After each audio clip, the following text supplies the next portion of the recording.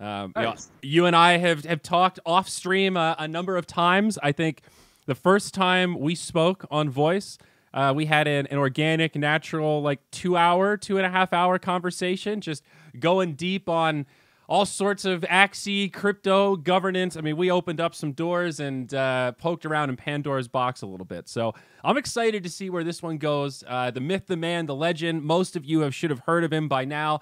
AK here. You've probably recognized that Frosty as well. Does this Frosty have a name? The iconic. This is the 6-part Frosty, right? Is that the story behind this guy? Is he the only one? Do I have that right?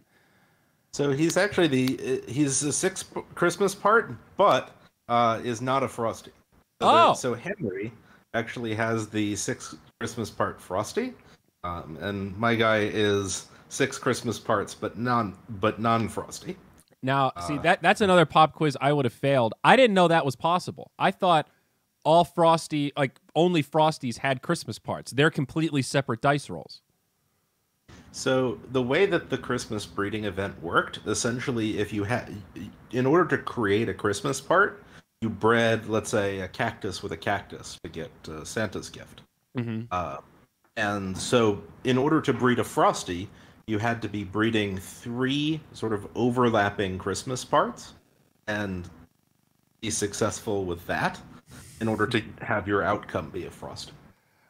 And so, this one, if I remember right, it had, I think it was 5 and 6 that I bred together, but the overlapping parts were such that it was, I think, like 1% to hit a 6 of 6 Frosty and 4% to hit this.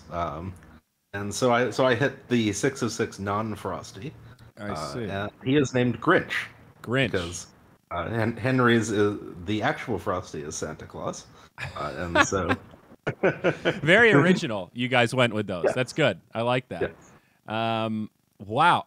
I'm curious to hear your thoughts about those breeding events, because I have gotten some inbound from people saying more breeding events. Like the Christmas one was awesome. The Japanese parts are awesome. I guess that wasn't exactly a breeding event, but it feels sort of similar now that the Japanese parts are such collector's items. Like, obviously they're cool, but it's a little scary because there's a lot of Axies that get bred as, like, failed attempted Christmas part collections. And then you're left with some really interesting Axies that probably look tempted to be, released into the wild or something. I guess just thoughts about it. Like, it feels like there's a duality to breeding events where they're really cool on one side, but they do have, like, a little bit of an opportunity cost with, like an artificial boost to breeding for a fixed period because everyone's trying to hit the dice roll. Yeah, so I think breeding events are a lot of fun, and like it would be awesome to have them every now and then. But doing them all the time would, number one, sort of dilute the value of, or dilute how special the Axies that you create be. And number two would be that I think that breeding events are great when we want to increase the supply of Axies and when we want to sort of create some new challenges, new reasons to breed. Mm-hmm. And we may actually be coming up on a point even where that might make sense, where the cost of breeding is pretty high right now, and if we wanted to incentivize people to breed, it's kind of a fun way to do that.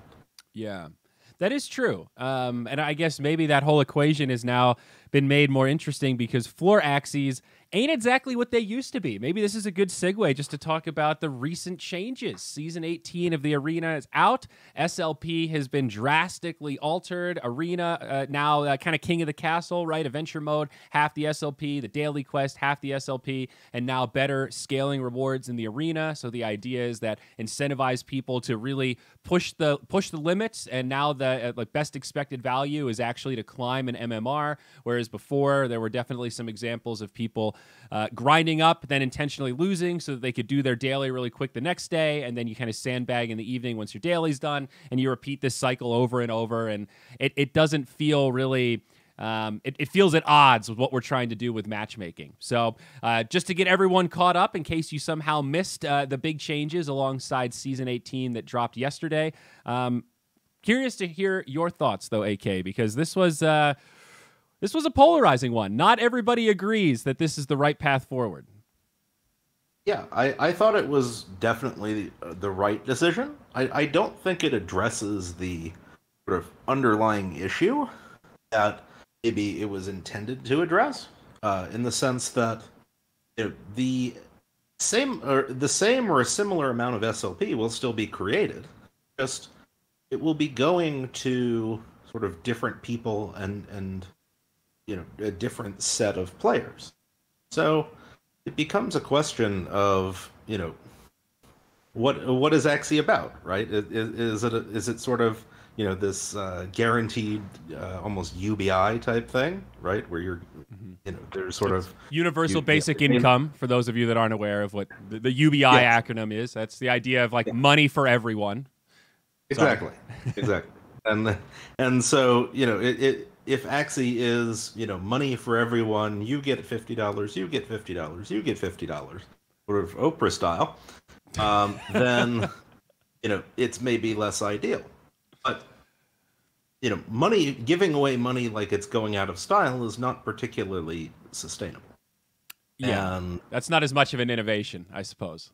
Right, exactly. Well, that, and if you want to continue being able to sort of give away some money and have those incentives have value, you need to sort of trim that down and focus on who are the players or who are the sort of subsets of players that you want to reward and incentivize.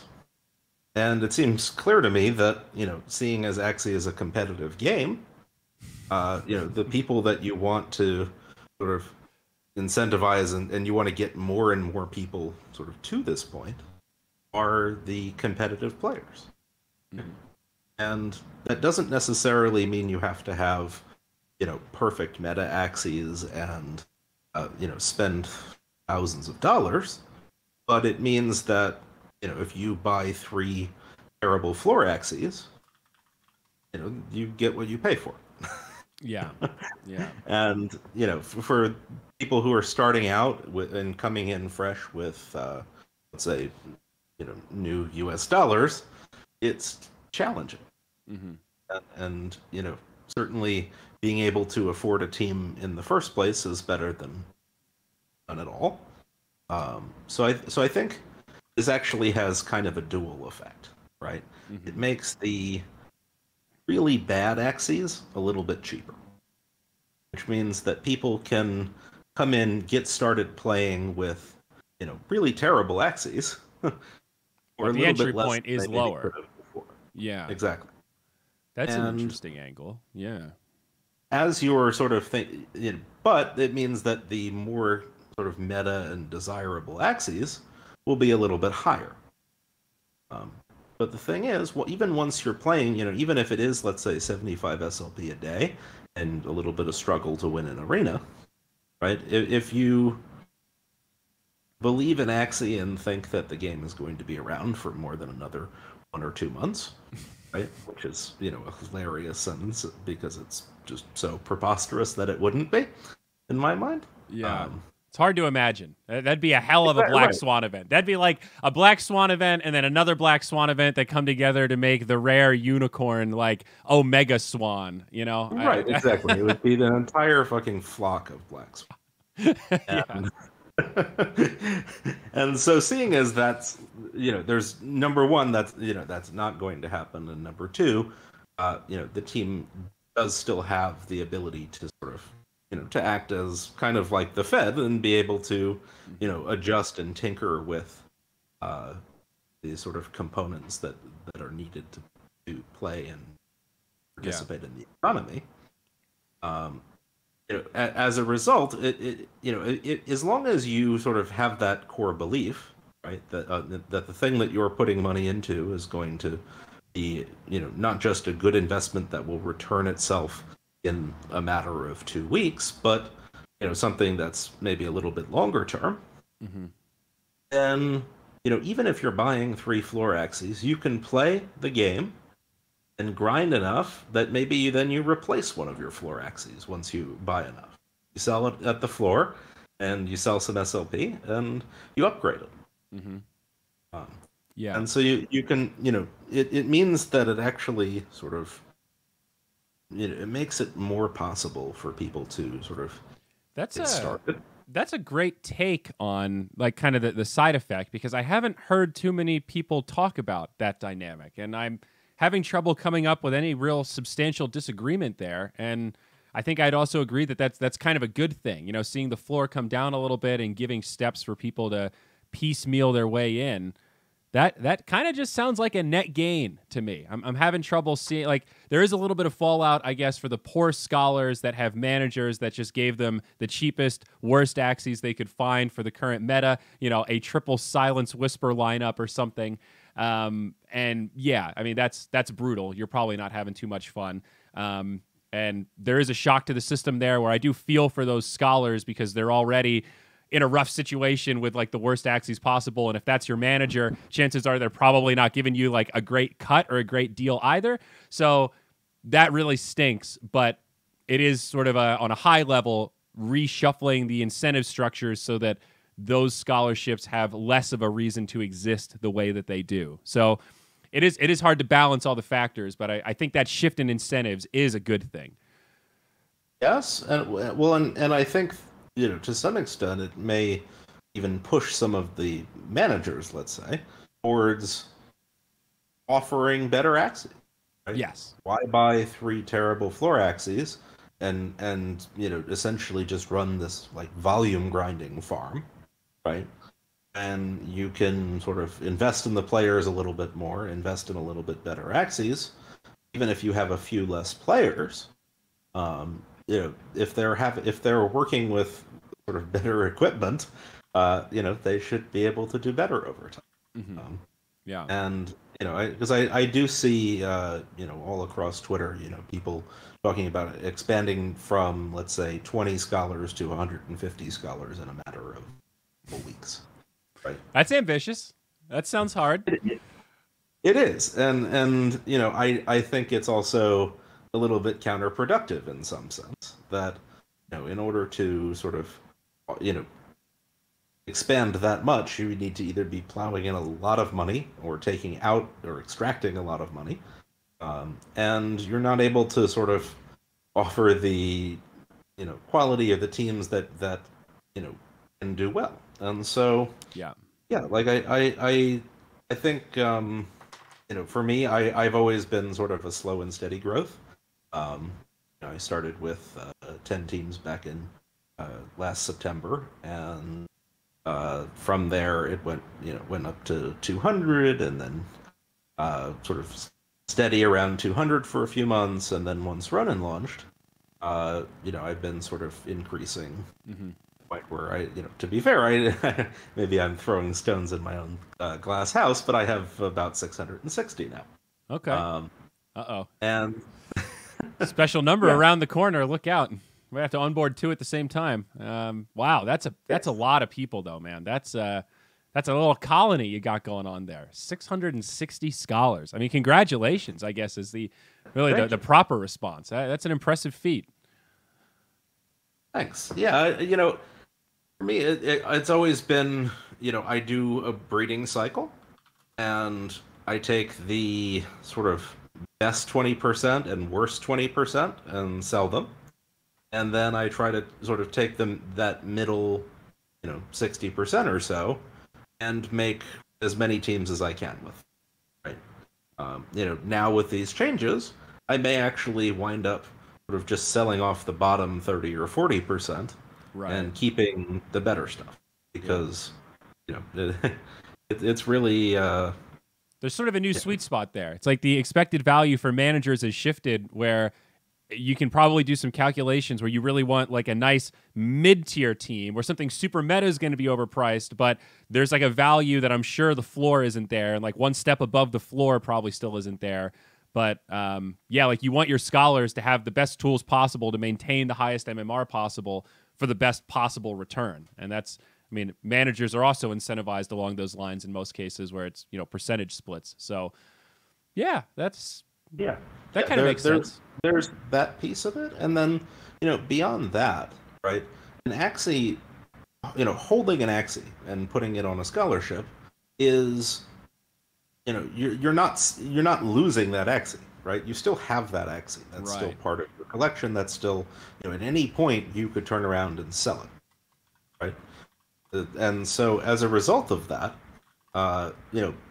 being able to keep some of the better and stronger Axies on accounts for longer means you're just sort of earning a better return from locking one Axie in the account anyway. Right.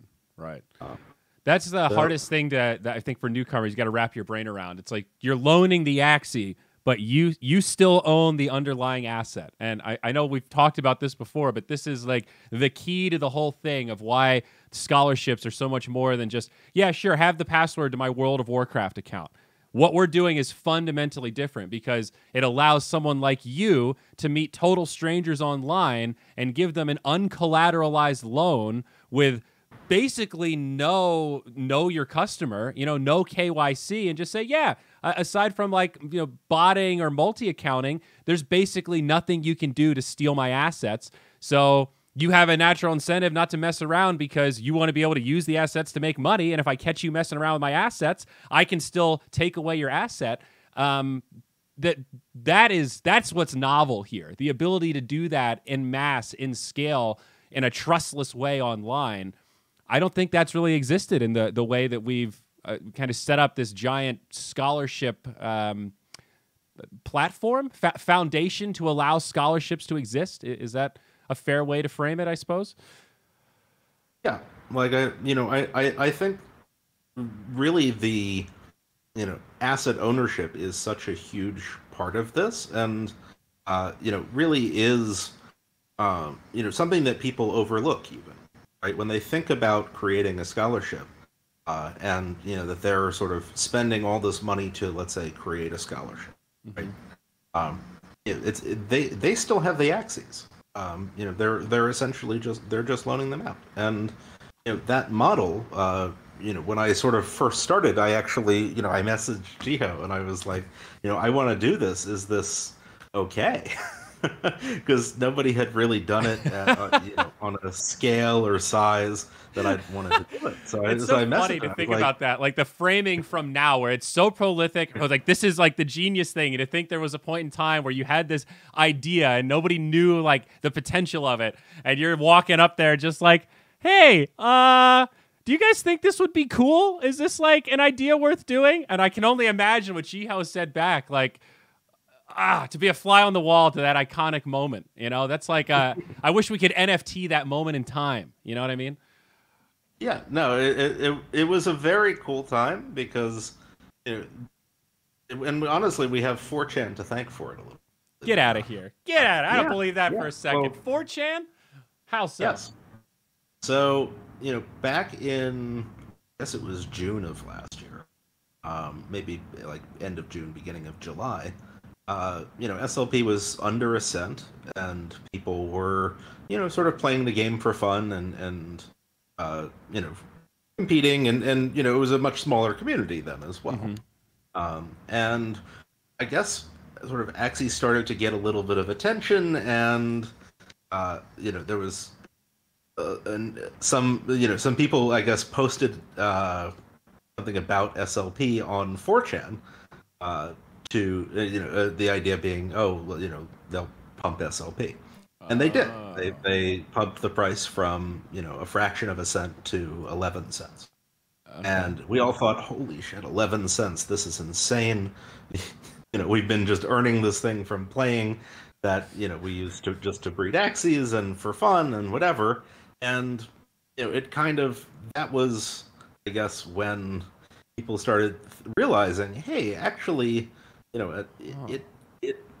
on some level, if I had managed to, let's say, time the top, it would have made sense from an hourly or from a sort of playing the game for a living perspective to actually be involved here.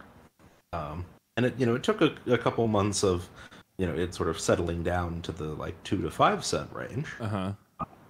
Before I started thinking, actually, yeah, I'd heard of a couple instances of people giving out accounts to friends or, family member or something, and the Axie price at the time had just started to rise a little bit, to the point where there were some people saying, $180 for a team? No way. Yeah. Like, that's ridiculous.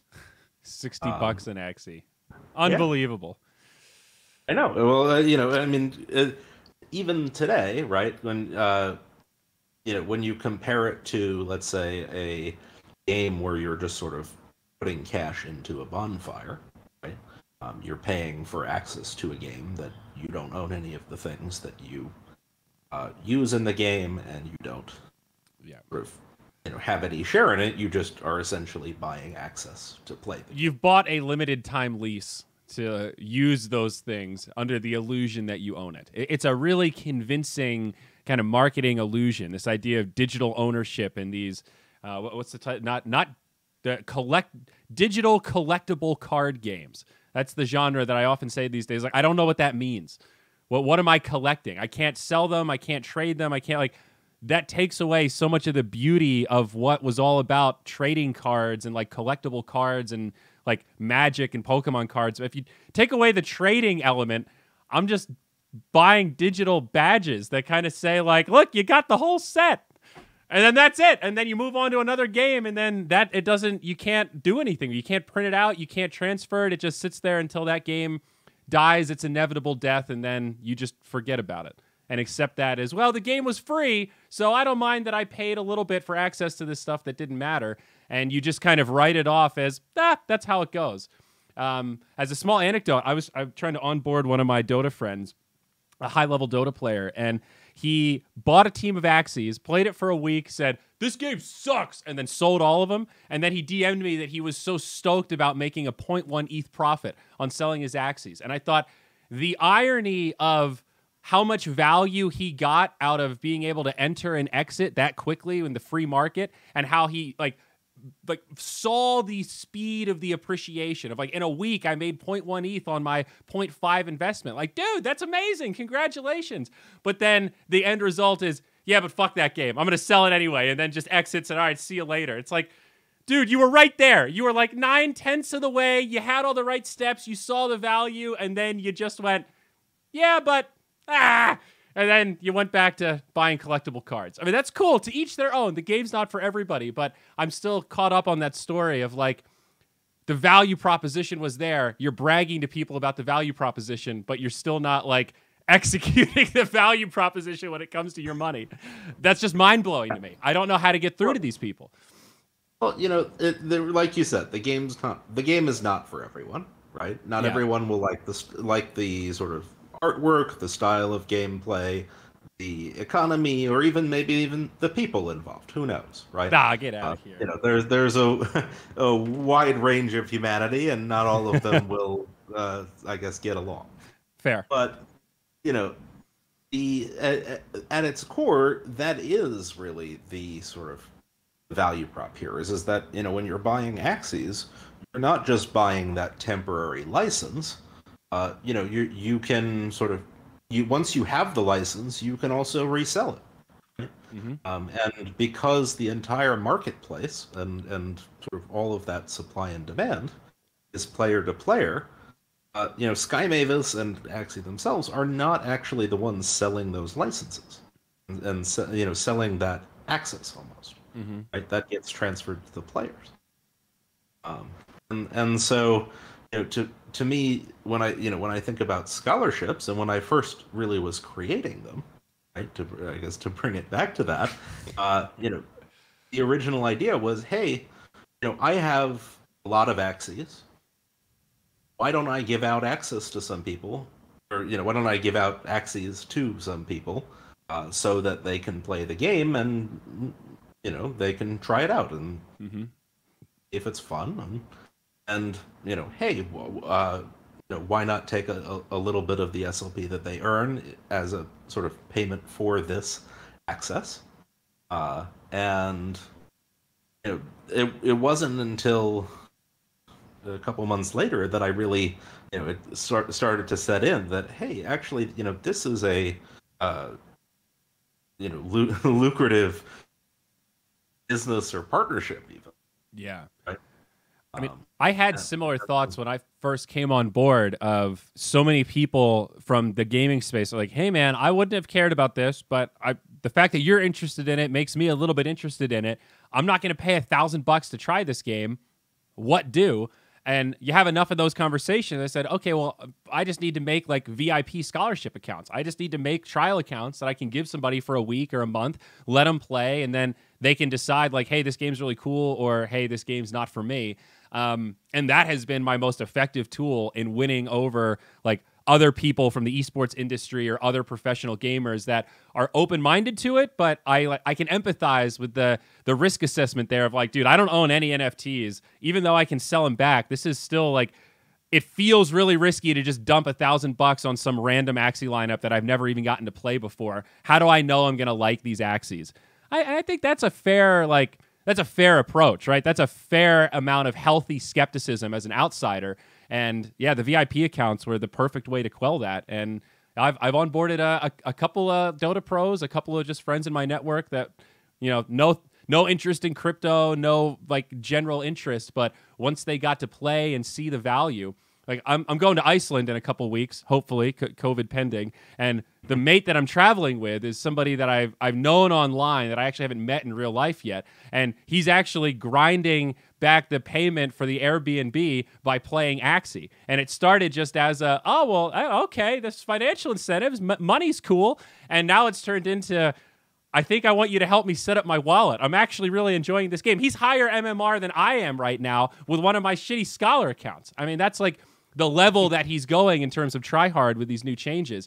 And that just like, it makes me so happy. It warms my heart that there's so much proof of concept in that pudding there of, if you can get people over that emotional, mental block of the risk assessment and just get them to try the product, the value speaks for itself. And the gameplay speaks for itself if you're into turn-based card games. I think objectively it's a good game. What attracted the Dota pros was me saying, hey, the guys that designed this game were Dota players. They value the concept of revolving door balance. There's no such thing as the best Axie. It's all about counters versus counters versus counters. It's Dota logic, but just in a card game.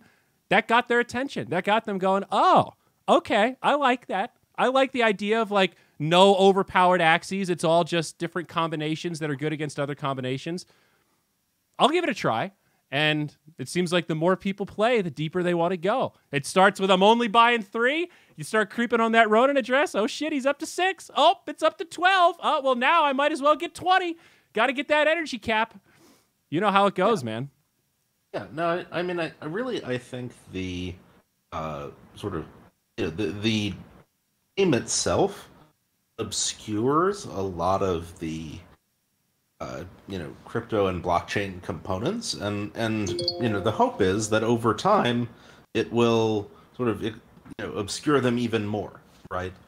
With let's say free to play options, and just the even scholarships themselves, right?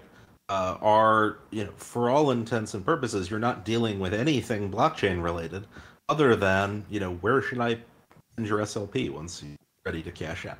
Yeah, figuring out the endpoint. Yeah. Well, and so it's a sort of very subtle introduction to the space, and when it's framed and thought of as oh, this is just how I do this, right? It's not, oh, I need to learn all about the intricacies of all these different coins, or I need to be an expert on crypto things. No. Mm-hmm. No, you need to learn how to use a wallet, yes, but it's a you give them the game and the value first, and the sort of learning comes as a natural result of that. Yeah, because that's how they sort of realize that. I want to ask you about a dynamic similar to this, that I'm going to try to get the framing right here, because it's a little bit complex and nuanced to express, but an interesting thought nonetheless.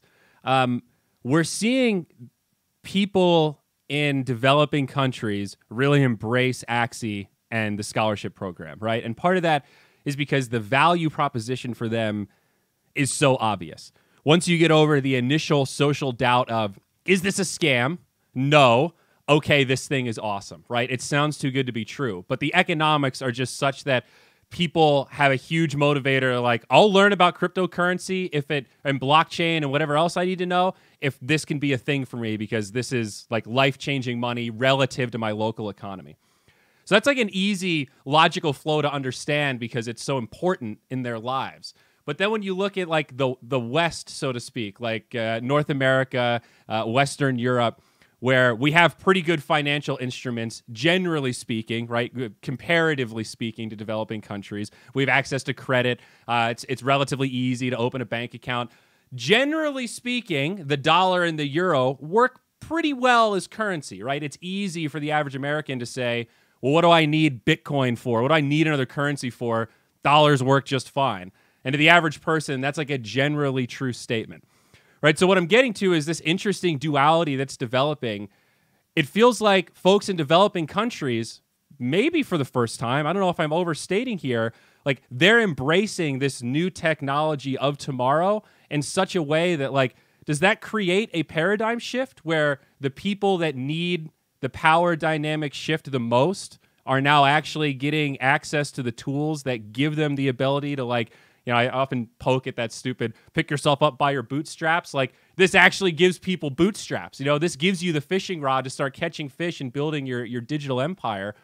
Ever thought about that dynamic? Like, I feel like there are parts of the West that are at risk of getting left behind because people are just complacent. And it's hard to get them to look at the value proposition because there's a degree of comfort there where they kind of don't care, you know? Their currency works well enough, so they just don't have an incentive to really look under the hood and give a shit about why cryptocurrency is so revolutionary. So, you know, I don't think the cryptocurrency angle is really where we want to be looking here. Okay. You know, I think it really comes down to, you know, when you're starting a company or when you're launching a product, right? Those early users, the people who, you know, are going to be sort of fanatics about your product and who are, you know, going to go out of their way to use your thing, even if it does have bugs and problems and whatever else, right? Those are your sort of, you know, early super users. Yep. Those are the people whose, you know, whatever problem you're solving, whatever it might be, right, is so bad or so significant for them that they're willing to accept some of these trade-offs of, you know, yes, this is a new product, it's you know, a new game, it's an alpha, you know, there's maintenance, there's bugs, things change, right? They're willing to accept that or to put up with that, right? Because the sort of, you know, the solution that's being offered is impactful or helpful enough for them that, you know, it sort of dwarfs all of these. And so it isn't, you know, it isn't until you sort of grow beyond that sort of core group where, you know, then you have sort of these later groups that are coming and saying, hey, you know, this is interesting to me or this is fun, right? But it's not the same motivation of, you know, holy shit, my hair is on fire. You know, who has a fire extinguisher, right? And it, you know, it never will be sort of, you know, those later users will never be quite as, I guess, you know, passionate or get quite, you know, what that attraction is for those, you know, sort of early people who you know, just have this problem and need it fixed. Right? Yeah, the early risk assumers, like those ultra early adopters. Yeah, it's definitely a different lens on life, I suppose. Right. And so, you know, I think in this case, right, because, you know, Axie as a game and Axie as a economy, you know, the people who sort of saw this as most impactful first, right? And I'll just give an example of this because, you know, people seem to think that I'm right about things sometimes and like that. People seem to think that I'm right. So I'm going to give an example of being wrong. Specifically, back when Gabby started YGG, because I'd started my scholarship, I'd sort of gotten things going, I'd even grown to like 100 people. And I was talking to Gabby, and he was like, "This is really cool. I really want to like start a company and build a entire sort of ecosystem and world around this idea that yes, we can own assets and lease them out to people who will benefit the most from that." Gabby was in the Philippines. He saw the sort of hair on fire problem right away, right? He saw that yes, this is an issue and a solution that actually really can make a huge impact. And I didn't. I thought it was sort of it was kind of wild that hey, holy shit, I'm giving out these like 100 accounts. Why? How? Like I didn't quite grasp that until later on. And so for Gabby, I think it was more almost immediately intuitive that yes, this actually has this helps to solve this hair on fire problem because he's seen it firsthand, and I haven't. Right? And That so, makes sense.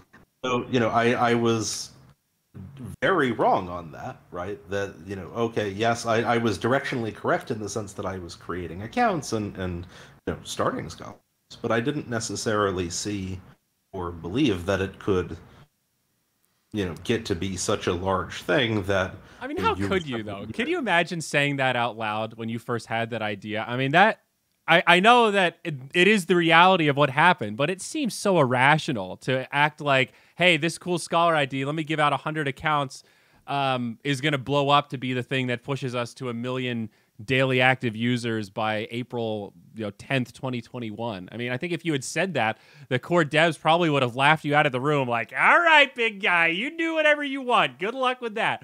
I mean, it's a crazy thought, and it's even crazier that manifested into actual reality. I mean, the timeline we're on, my friend. Yeah, I think that it's it's crazy on some level, and it's also if you saw the sort of early trend and I think and again I want to give credit to Gabby here because I think he saw it before I did, right?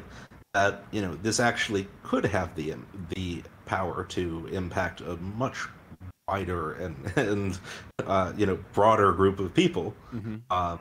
And I think there's really it's crazy, yes, but it's not that surprising, right? Yeah. In the sense that it solves it's a fun game that solves an important problem for people in developing countries and gives them access to sort of a global distributed economy. Right? It also shows us a real use case for NFTs that I think has been desperately needed for a while. Proof that NFTs can do more than just be collectibles. Very much so. And Axie as a sort of community and as a NFT focused project is utility first, right? It's these NFTs. Yes, there's some that are collectible or some that have perhaps a premium because they're meta or whatever else. But the meta premium or the collectible premium for Axie is driven by what can I do with it, right? I can play the game, I can earn, I can sort of have yield on them, right? And I think that was kind of the shift that scholarships in particular really ignited, was the idea that NFTs as an asset, right, can be similar to real estate or to any other, I guess, lending asset, right? Real estate or boats, houses. Brain not good, but the idea that you can own something and not have to sort of use it all the time to get maximum benefit out of it. who can Yeah. Okay. share that Now with that's others. interesting framing. Again, I feel like a peasant here if we're not really thinking about that. But we think of like the boat is a good example, right? A boat is an asset. It's a depreciating asset. It's generally a terrible investment that's going to cost you more than you would ever be able to make doing flipping it or whatever, right? It's a bad asset, but it's still an asset. And within the scope of it depreciating and having all these costs to operate and all these things, the only utility you get out of it, I guess maybe if you fish or something, there's some utility, but it's generally just pleasure, right? Enjoyment. Most boats are bought just as like a toy, generally speaking. And you only really get pleasure out of that toy when you're using it. So the 99.5% of the time when it's sitting in the garage and you're at home on your tablet and you're like, oh, I do have that boat. It's a totally different class of assets compared to like an Axie that doesn't. Oh wow, Dan, you're baking my noodle right now, man. Well, the thing is that certainly before scholarship, right? Most people's accounts looked an awful lot like they just had a lot of money. Right? They're all sitting in the accounts, kind of. They had them, they bred them. Like, every now and then they would try out a new Axie or try out a new team, but the rest of them were sitting unutilized and sort of they were just kind of there, right? And the scholarship model and the ability to essentially give that license, give that ability to play to someone else, suddenly gave utility and meaning to those Axies. That hey, I can't go out on the boat this weekend. I'm very busy, but maybe you should, right? Yeah. Because you will get enjoyment and benefit out of this, and you don't need to own a boat, right? We have enough boats.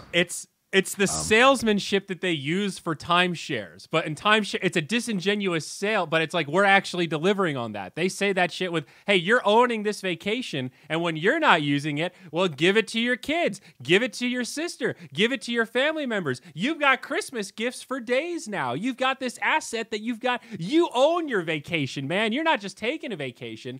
We're like taking that logic to the next level where it's not just salesmanship, but it's actually real, You're not just playing your game, you own your freaking game, man. Right. You own the assets, and you can give out access and the ability to do cool things with those assets to whoever you want. Right? Yeah. And if you decide to, in the future, that you're done with those assets, or you want to realize some gain from them or whatever else, you can do that. They're still yours. That hasn't changed. And so, I think that model and being able to sort of enforce that, with smart contracts and with a blockchain that allows you to sort of still have full custody of those assets at the same time, really is such a important part of this. Mm-hmm. And really is, I think, why the model works. Right?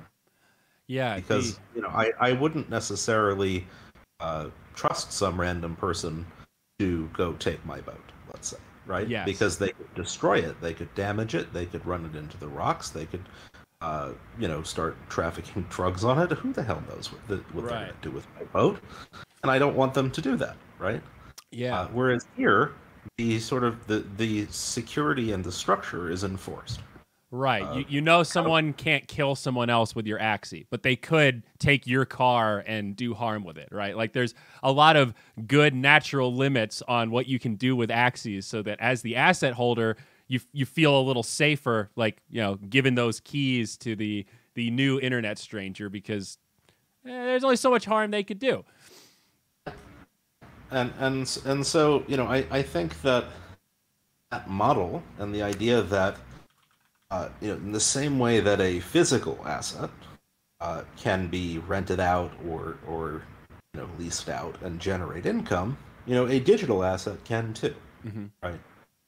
And that to this day, across the NFT space, is still something pretty new. Yeah. No, totally. And it's something that I think the when you then sort of have an entire economy that gets built on top of this, you know, you have sort of, a real estate boom, if you will, Hmm. right? Yeah. People, lots of people who need or want to play the game, and people trying to sort of breed and use their own money and assets to meet that demand, and they're rightfully rewarded. Yeah, and boom, you've got an explosive growth machine that is primed for new users to want to jump in. And I think one thing Axie has done so far a pretty good job of that a lot of economies really struggle to do, rewarding early adopters while not making it impossible for newcomers that are joining Axie now 4 years in the pipeline some sort of chance, right? They still can compete in the ecosystem. It's not just owned by the 100 people that got in really early before everything blew up and it was all super cheap. Obviously, there's still an element of that, right? And you want that. You want people to be rewarded with sliding scale of risk, right? Earlier adopter, generally more risk you're assuming. So you want some rewards to scale along with that. And that is a really tricky thing to calibrate, and one of many things that maintains my bullishness on Axie is the dedication to that long term and that balance of making sure that this isn't just something that the early adopters benefit from. I do want to ask you about regulation because we have some laws in the United States that might be coming into effect. I'd be remiss if we didn't just mention that AXS, I think, broke $60 a token while we were chatting in this podcast. I'm not sure what's driving that pump, but okay, 50% gains today. Pretty cool. I don't. Nice. Yeah, I'm. Wow, breeding is really expensive right now. My gosh. Yeah. Yeah. No, I think part of, I guess, before we get into regulation, just part of the challenge with sort of explosive growth is that if you grow explosively, even if you're just off by a little bit, right? If you quickly and and if you're quickly growing in a certain direction, right? You may wind up a little bit off course, even if you were off by a small tenth of a degree when you started. Little tweaks have big ripples. That's like the best way I can summarize it. Very, very small things have really big effects. And one thing that I think some folks just don't appreciate is you have to do stuff step by step so that you can get meaningful data collection of how that change impacted the system. If we twist 3 knobs at the same time, we can't really analyze the outcome. You twist 3 knobs and everything goes really well. Which knob was it that did it? Can you say it was the combination of the knobs, or maybe it was just the one that did all the heavy lifting, or vice versa? You twist 3 knobs and then the whole thing goes up in flames. You don't know which one actually broke the system or if it was a combination. Whereas if you twist them independently with a little bit of time in between, you can more carefully assess the data and say, okay, this was the specific impact of this one. Okay, this was the specific impact of knob number 2. And then, you've got a much better foundation for moving forward with thoughtfulness and strategy rather than overreactions in the short term that will end up just having compounding ripple effects that are even harder to deal with later on. Sort of like that analogy you hear people say about cigarette filters. If you throw one on the ground and then somebody picks it up and puts it in the trash before it starts to break apart, it's fine. That goes all in the trash. But if it sits there and then eventually just dissipates into the environment and breaks apart, it's just gone, man. There's no taking that back in. You can't recollect it once it spreads out that way. I don't know if that's a quite one-to-one analogy, but Right. Well, I guess I think that because you have to be able to experiment. There's not a playbook. Right? There's not we're writing the playbook. You just go open this page of my economics book, and I will know exactly how many SLP I should be giving out to players who win with 1,600 or more. I missed that class. That's a preposterous idea because none of those words meant anything a year. So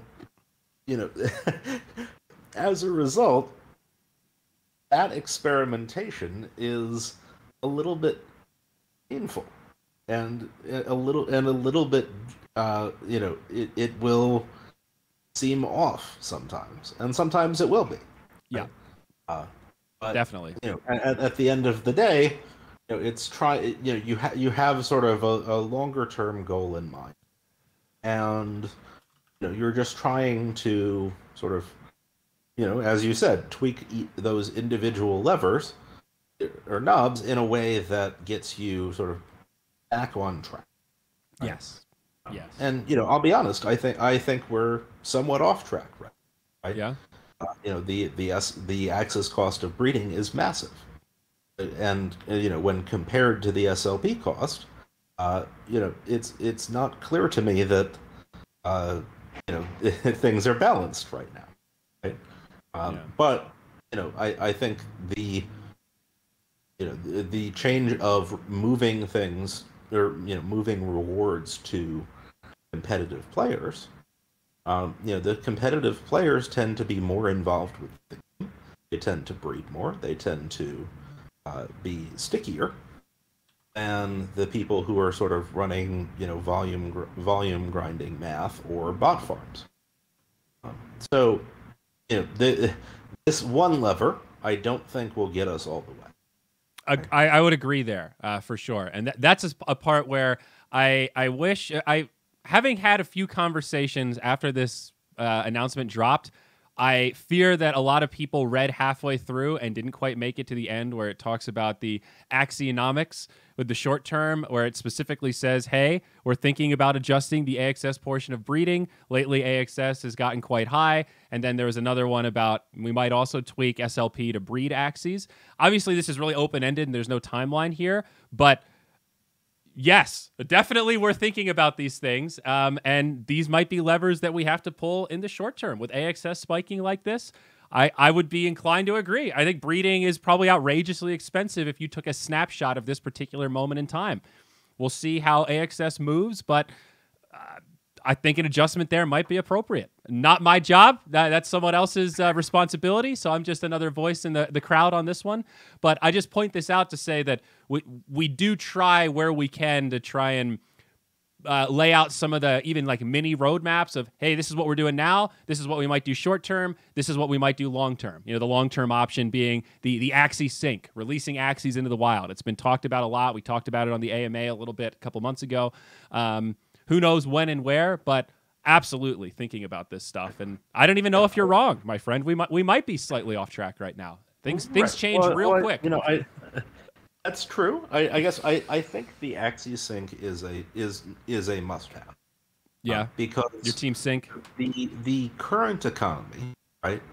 If we're being honest, it's driven by growth, right? And you need a certain amount of you need a certain level of growth to sort of keep things steady, right? And if growth outpaces the number of Axies being created, then prices may rise. If growth underpaces, then prices may fall, right?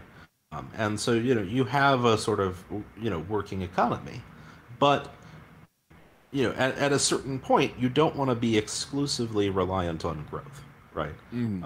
Totally. Needing to bring in new players all the time in order to sustain the game and the economy is not a good thing. And so the sooner and the more impactful that an Axie sync can happen and can be is important. And I'd actually personally I'd like to see that be maybe more of a medium term thing than a long term thing. Okay. Because I do think it adds an extra dynamic where as of today, right? There's a certain number. There's only so many levers you can. Yes. Right? There is a finite amount of knobs. Correct.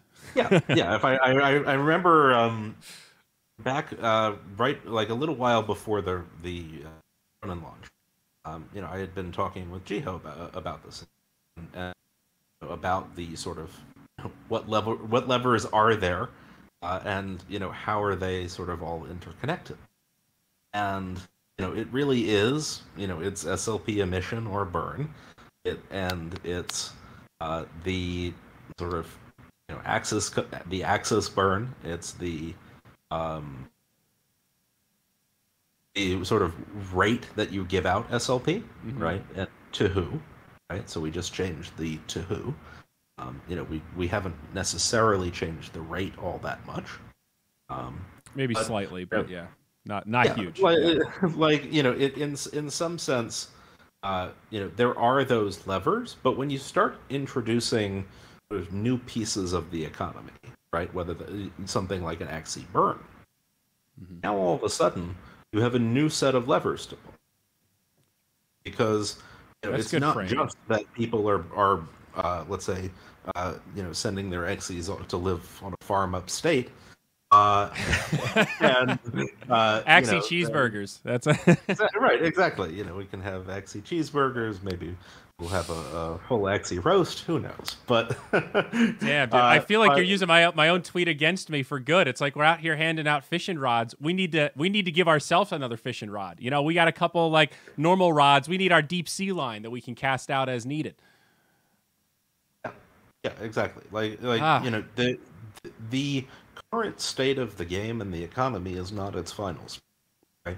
And what works or what doesn't work in the current state may work better or worse in some future one, right? So as you add components and as you sort of build additional things, it adds complexity and it gives you more ability to tune things up or down, right? Imagine that, just as an example, right? Imagine that if you you know released an Axie into the wild and it had a 20% chance to upgrade your mouth part on some Axie, right? Versus you release an Axie into the wild and you get a limited edition skin, or you get a like shards to upgrade another Axie. I mean, I think there's a world where you can kill maybe two birds with one stone, where it creates a sink and a way to reduce the supply and like quote recycle Axies that don't have a great purpose in the current universe. I like taking steps to get closer. I mean, obviously, I'm biased for esports and competitive side, but steps to get closer to deck building. Before you hopped on, I was talking about how I was talking to Indez yesterday about experimenting with this weird, like, poison plant outlast, like, dual blades Axie Kiss build. And I don't necessarily think it's good. All things equal, I think it'd be pretty fun to try, and it seems like there's some synergy there. It's not impossible, but when we scattered out the Axies and I looked at the price, like, this isn't worth spending half an ETH on. This is stupid. Like, this isn't cool enough to justify the cost. But if I had, like, I do have a dual blades plant that I got that is close, but I don't like that he is pumpkin. It'd be really sick if I could burn, 5 Axies or something, collect these shards, and then use those shards as a reagent to have a chance to turn that pumpkin into something else. And even if it's not 1-to-1, like I turned pumpkin into watering can, just being able to re-roll pumpkin, that would be cool, right? That might get my Axie one step closer to the state I need him to be in. Overall, I think that's like where we want to go, right? There's a huge amount of design space once you say, okay, you have a lot of things of value, and we're going to ask you to essentially trade something that has clear value, right, an Axie, with or to get some benefit, right, whether it's a limited edition skin or a Christmas part, as we were talking about breeding events earlier, or for upgrading or changing existing parts, or other things that we haven't even sort of thought of or brought up yet because they maybe don't exist yet, right? Land is a huge open question, and the, let's say, benefits for an Axie on land, is again a huge design space. Yes. But introducing that mechanic and sort of having that as an option to play with, to add things to, and as a sort of additional source of demand and economic activity beyond just growth is, I think, a really important part of where the game is going. and how some of these economics can balance each other out over time. I think you're right. And it is a weird thing to frame in terms of, I agree with what you said about you don't want the economy to be reliant on hyper growth to be able to do the things that the economy is doing. But it also has to be able to handle the hyper growth if that demand is there, quote unquote, organically, right? If we have 1 million people knocking on the door saying, I want to play this game, please give me Axie so I can play. It's not fair to say that the economy is reliant on that 1 million person queue, but the economy is affected by that 1 million person queue. And if it's there, we have to accommodate for it. Am I splitting hairs, or does that kind of make sense? I think it makes sense, but I guess I think that you have the idea is that you have two different sources. You're introducing a new source of demand, right? Which means that over time, let's say that there isn't 1 million new players coming in every day, every week, every whatever, right? Because there's one, only so many people, and two, there's only so many people at any given time that are sort of in a position or might have the opportunity to learn about Axie. And so you can over time you're reducing the impact of those fluctuations because you're adding a new component to the equation. Definitely. And I guess that's always been part of the plan. It's just slow and tedious, right? Because like land gameplay is a step towards that goal. It's just we're all waiting. We're all very excited, and we're all waiting for that land gameplay to start. Yeah. Yeah. No, I mean, I guess what it all comes down to, right, is that there's the short-term sort of economic challenges of the current state of things, and making sure that we're at least close enough to the right track that things are good and fine in the short term. And then there's the longer term where you're sort of opening up new possibilities for the entire design space of what can Axies do and what are they good for. Yeah.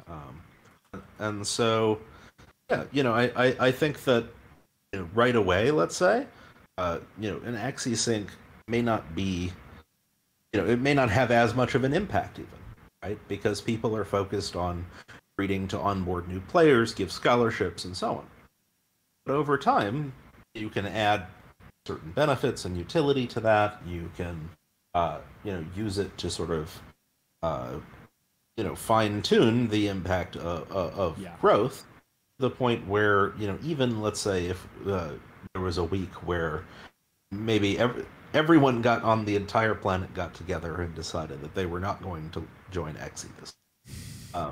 The global boycott, the most coordinated global effort of humanity. Again. Right, exactly. But even in that scenario, right, you would still have sort of demand, some economic activity from the, Axie sync side of things. Gotcha. And it's just, it's easier to think about these things in the extremes. Sure. Obviously, the reality is often a lot muddier and a lot more balanced.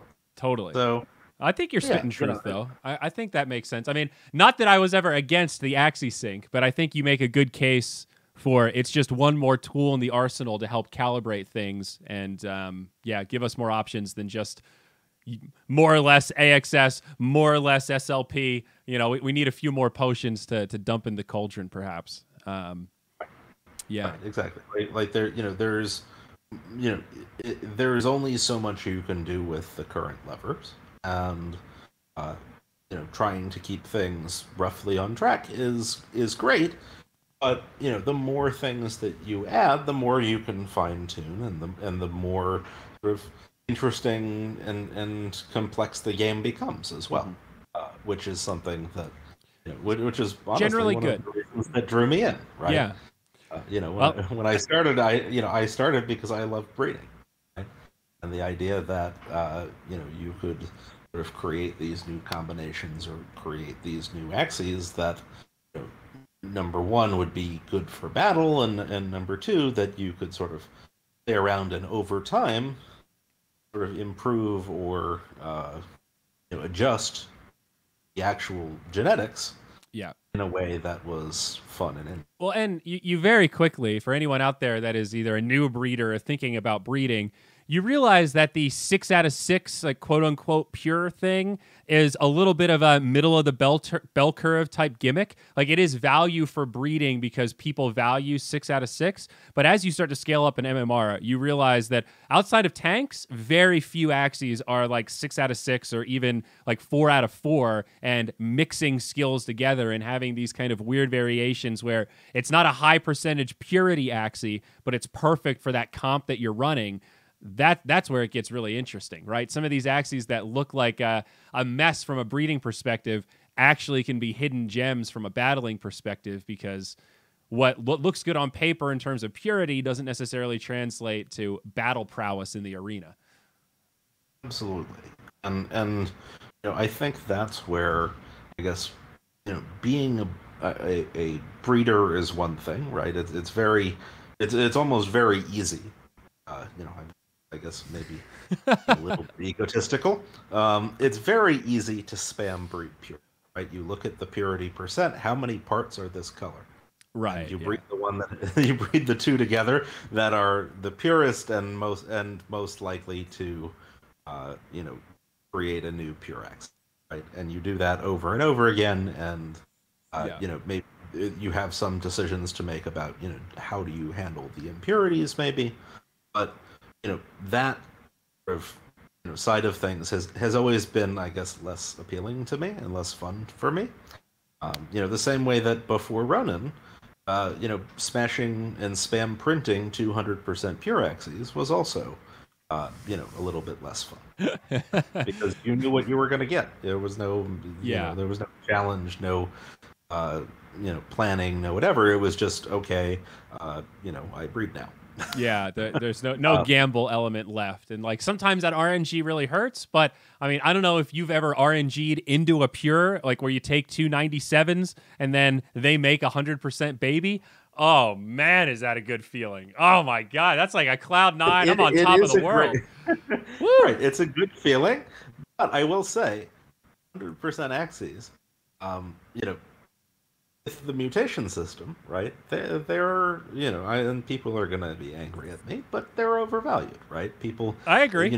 Newer players come in and either they don't learn about mutations, or they don't learn about sort of the combinations of things that they're looking for, and so it's easier to grasp and understand and get started with pure breeding. When you start getting out of that and into sort of some of these more battle-specific hybrids, there's, I guess, two competing things. Right? One is that the meta shifts, and what's good today, or what specific combination of parts is great today that you really, really want, may not be as good in the future. Right? Whether through balancing or through something like Battles V2.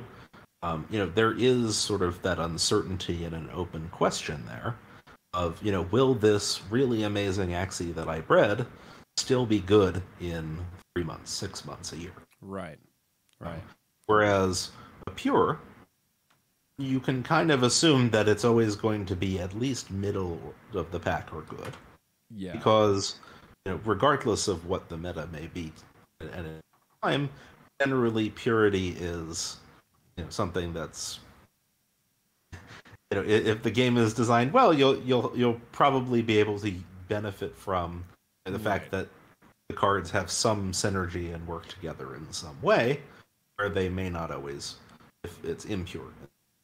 Yes. Yeah, right. Conceptually, there's some sort of commonality there of like, I love the silence whisper analogy. I talked about this on stream yesterday when people were asking about, like these sort of like useless Axie skills. And I said, well, consider this, folks. Like right now, it's not good. But when land gameplay is out, maybe there's some sort of like raid boss invasion mechanic where some chimera spawns in Luna's Landing and it's like Godzilla style, wreaking havoc through the land. We're all like getting less resources over time or something while the invasion's on. So there's an incentive for all of us to work together and kill the giant creature. Maybe it's like EverQuest style, like Axie raids, and maybe silencing or silence whisper is like, we don't have these hybrid well-rounded Axies anymore. Like self-healing is out for PvE rating, and you have these true tanks that have to absorb all this damage and these true damage midliner like nutcracker beasts in the middle. Then you have like the priest backline, you know, your strawberry silence whisper like backline healers that are just keeping everybody alive.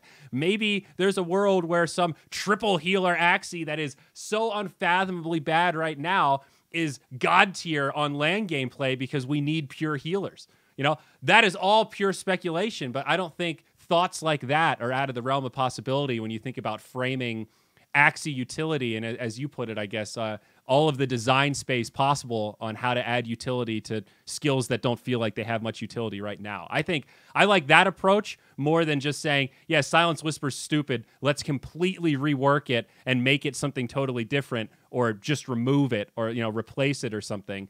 I think you. Well, I guess I think that, you know, when parts are underused and underappreciated, right?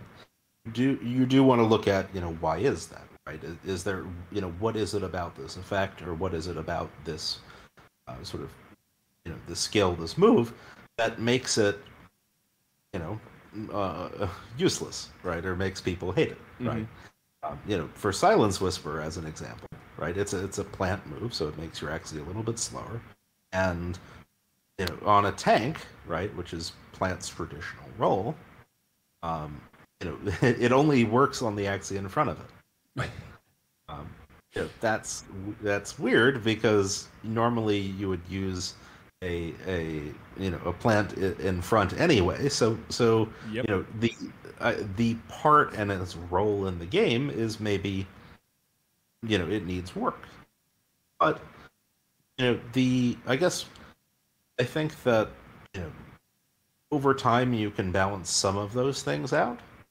And, you know, as you said, you know, when you have sort of more ways to give things utility beyond PvP battles, you can start to sort of explore that space, right? You know, the only, I guess, case where I've seen this today is the example of, let's say, a dual blade Scarab Beast. Right? This is something that I read, so I'm a little biased, but you know, the idea that, you know, there's a specific build that's really, really strong and really, really good for PvE, right? Because Scarab stops your opponent from being able to heal for the rest of the round. Oh, that's Scarab Curse. Oh my God, I didn't know what it was called. I've been playing a triple healer, triple plant lineup that is so annoying, and people keep using Scarab Curse, and I literally did not know that existed until yesterday. Oh man, is that an epic skill, dude? It wraps you up like a mummy, and then you can't be healed. Right. Well, and you know, it's my worst nightmare. Well, that's the thing is that, you know, when heals were free, right? Well, a long time ago, when heals were zero cost moves, Scarab was actually a really powerful move, and it was really popular. And then when heals stopped being used so much, when you know, they started costing energy, all of a sudden, you know, Scarab, let's say, fell out. But it's still useful for PvE. Yep. And people will still sort of go out of their way to, let's say, buy a PvE beast, because it has this sort of alternate ability. But, you know, this is a good example of sort of a meta shift, or of a change in the game that, you know, breeding for these, you know, more niche combos, and this is why people get salty and get annoyed with balance changes sometimes, right? Is because they've been breeding for this very specific thing. It's a riskier bet, right? So they command more of a premium, rightfully so, because, you know, there's more of a risk that in the future, you know, as the sort of breeder or person who's working to produce it, there's more of a risk that, you know, maybe it won't be as good. Now, or maybe it won't be as needed. Have you ever... You saying that just triggered a really random thought, so feel free to correct me if this is just dumb. But have you ever thought about applying that logic opposite, where, hey, instead of hedging your bets for this is really good now, I'm going to make some money, stock up on stuff that's really terrible now, thinking that like, well, Silence Whisper has to be buffed eventually. I mean, how bad for how long, is Arco, is that the other card that people always talk about being really bad? Like, you ever you ever think about the other way, trying to hedge your bets for the future if stuff gets changed for a buff? Yes and no. I think that to some extent there, the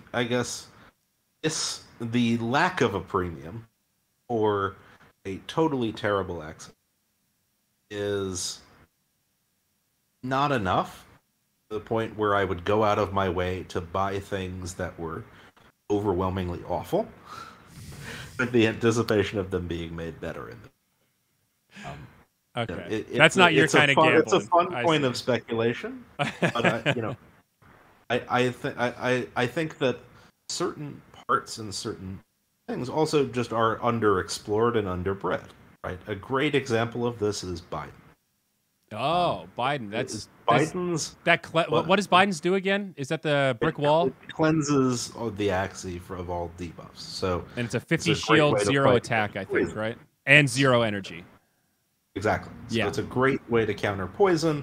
It's a great way to sort of get around stuns, things like that.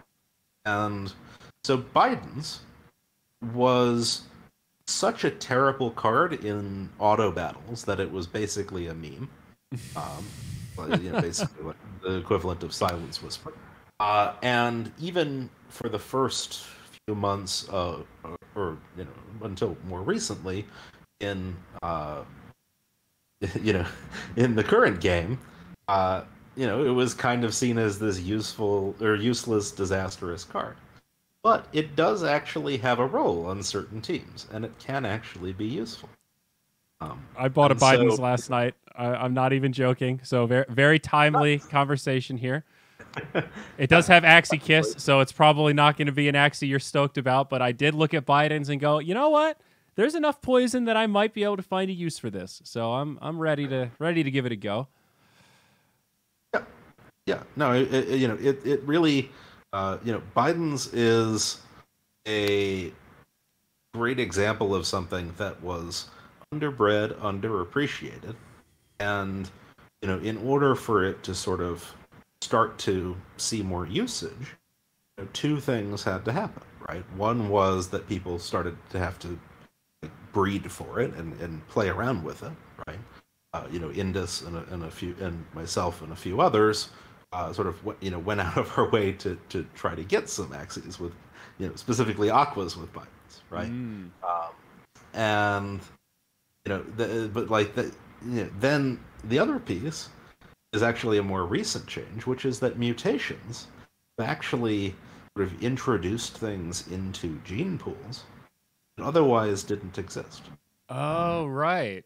That's an interesting thought. Like now you could just get crazy lucky and get like an Aqua Cuckoo variation, and maybe for the first time you're like, whoa, I never would have tried to breed this, but this is actually a sick dice roll that I didn't realize was so good. That is an angle on mutations I never thought about, but it does just naturally add some like spice to the meta and create some things that truly no one's even ever tried to create before.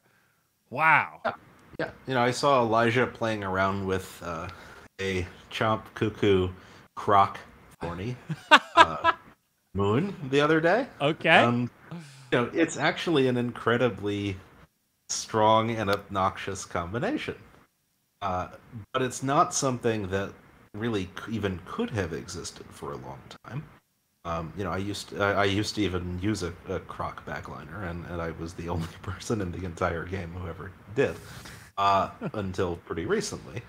But there's certain moves that are just underbred and explored, and so even with still early, folks. Without Axies out there, there's still certain combinations that we haven't seen yet. So, breeding as a thing is very interesting and very fun. Number one, and number two is that it really, it's not solved, and if your sort of, I guess, entire not headspace, but your entire sort of frame of reference is just breeding for pures, there's an entire sort of world beyond that.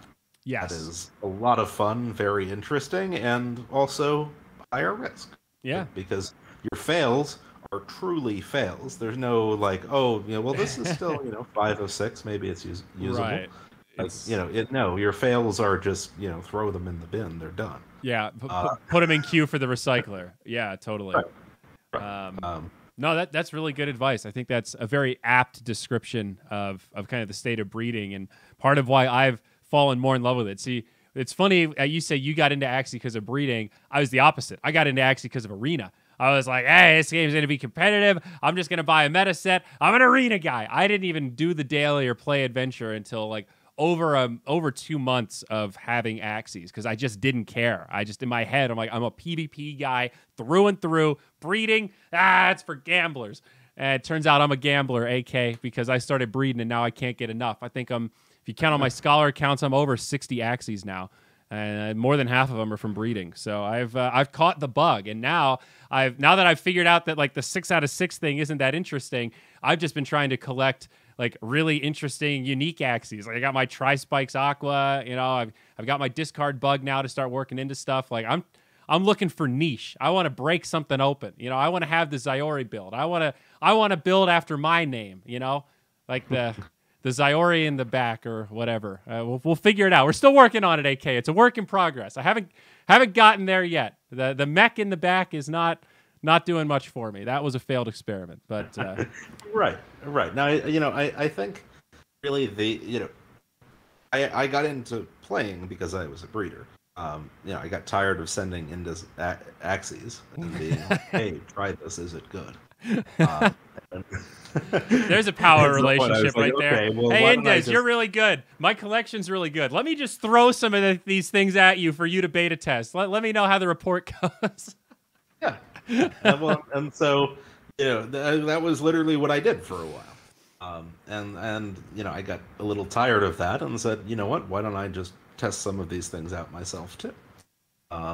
And that's how I wound up with some of these weirder things.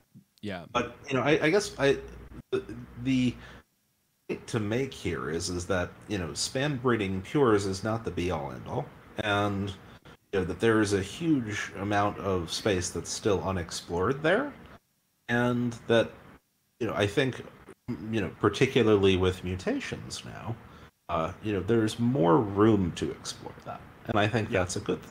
Yeah, totally. Mutations had a very similar sort of very mixed response from people of, oh my God, now I can't smash my 100% together. Whatever will I do? Yeah. Well, this is what you, right? I just remain forever thankful that I bought my first Axies when I did, because I bought a couple 100% pures totally by accident. My first plant, my first bird were both 100%. I was just looking for 6 out of 6. They were labeled 100%. I didn't know the difference. I thought they meant, 6 out of 6, 100%. There you go. Didn't even think about the R1, R2. Didn't have Freaks extension.